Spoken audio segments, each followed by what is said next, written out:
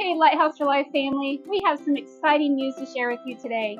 But first, I wanted to tell you that last weekend I had the chance to go to San Antonio, Texas with my brother for a few days. While there's lots of amazing, exciting things to do, and I highly recommend it as a place to visit, there was one item in particular that stood out to me. The last night we were there, as we were walking back to our car, in the middle of this park was a random door. A metal frame with a metal door, and literally that was it. It wasn't attached to anything. It was the door to nowhere. And while it was really cool to look at and fun for some photos, it made me think that a door in and of itself is just a door.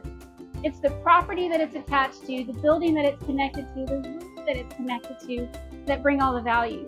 In fact, it's what the room signifies, or what is inside the room, that draws people to go through a door.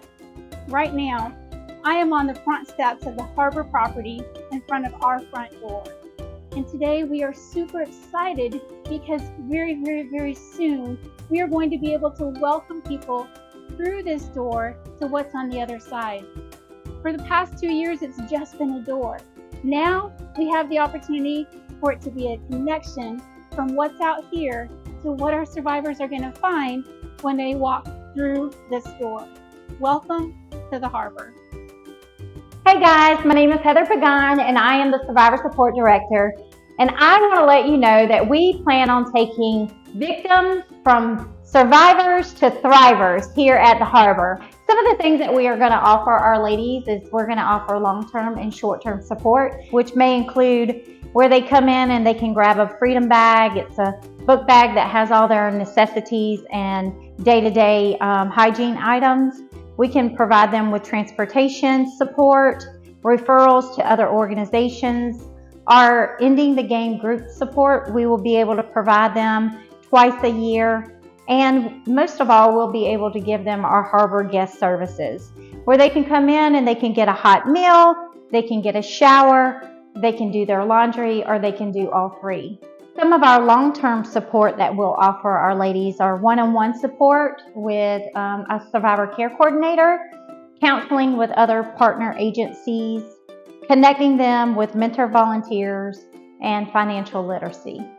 We're super excited to have this space available for women to come in and provide them safety and give them the things that they need from a day-to-day operation, like food and washing their clothes and taking a shower, but most of all, just to give them love and the hope of Jesus Christ. And we can't wait to open.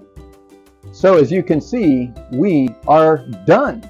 After 18, 20 months of working on this renovation project, by God's grace, with His strength, with His power, with His provision, with the involvement of the community all around us, we are done and open.